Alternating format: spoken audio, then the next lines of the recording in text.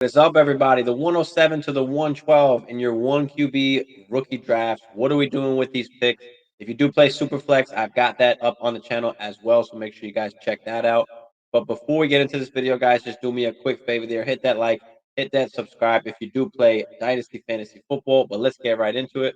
So at the 107 to 112, I've got Zay Flowers, Anthony Richardson, Josh Downs, Michael Mayer, Tank Bigsby, and Jalen Hyatt.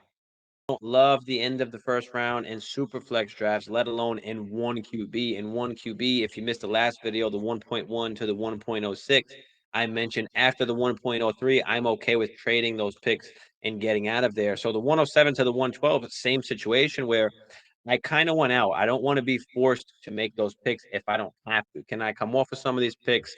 Can I add some assets to go and get some proven players? Do I need some wide receivers? Can I trade the 107, the 108, the 109? Can I trade any of these picks on top of another pick or on top of a player to get a more proven player? Can I go after some of the guys from last year? And I keep saying it, it's like a broken record, but can we go after the Olaves, the Drake Londons?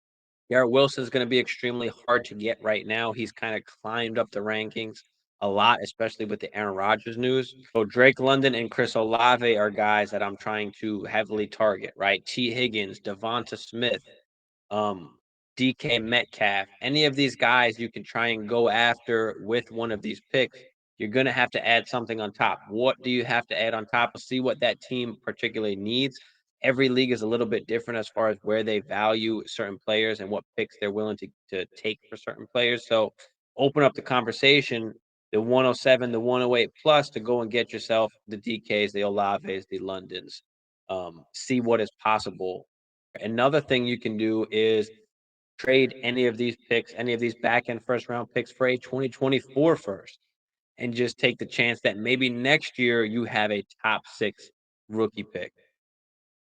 So you can kick that down the road if you want as well. Another great thing to do with especially late first round picks is to buy yourself some some veteran players when you're in win now mode. You know, what veteran players can you look at to try and win now? Obviously, the Diggs, the Cups, right? These guys that are getting older in age, okay? The Saquon Barkleys, the Nick Chubbs.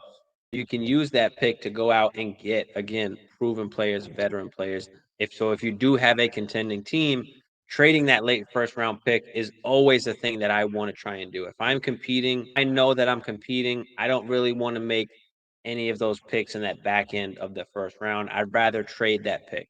Now, if you do need to make the picks, okay, if you are rebuilding, maybe you move back from the 107 to the 110 and a 2024 first, or a 110, 111 and a middle of the second round pick, right?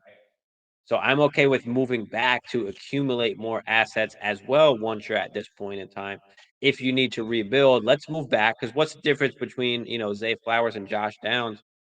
There's not going to be much of a difference. So I'm okay with moving back, gathering more assets, right? So let me get to the back end of the first round and gain a second round pick, indoor player on top of that so that I can just improve on some value on my team, especially if I'm trying to rebuild. Anthony Richardson, I have there at the 1-8 because of just the upside that he has.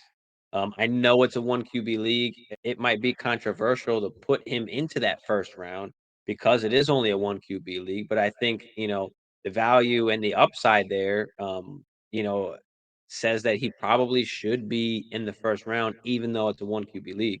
Because after this first round here, once we get into the second round, I have a lot of running backs that are going to be coming off the board. So if you need running back depth, if you need just running backs in general, right? Move back, gather some more assets instead of making that pick at the 1-9, 1-10, 1-11. Move back to the second round and get multiple assets. If you have more than one of these picks in the back end of the first round, can you combine those to move up into the first round?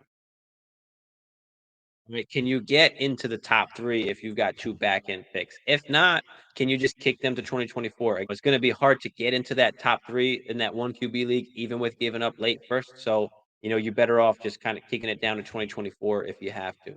That's gonna wrap it up for this video. Let me know if you do have any of these picks, the 107 to the 112 in your 1 QB dynasty leagues, and what do you plan on doing with this pick? Do you have a plan? Do you have some ideas? Do you need help with some ideas? Let me know down there in the comments. But guys, do me a favor there. Hit that like, hit that subscribe if you do play Dynasty Fantasy Football, and stay tuned for more videos.